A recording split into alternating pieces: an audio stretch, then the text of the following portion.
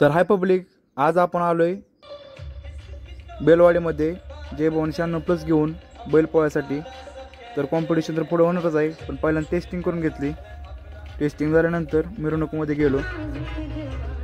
कॉम्पिटिशनला लासुरण्याचा तुषार number 1 sound आलता। म्हणलं त्यांची गाडी फिरून घेऊच तर आपलं हे बघावं।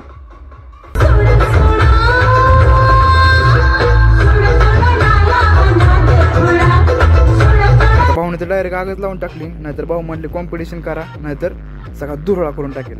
तर पब्लिक तुम्ही सांगा कमेंटमध्ये, लोणेवाला जय भवानी 96+ वाजला का लासुरण्याचा तुषार नंबर 1 साऊंड वाजला।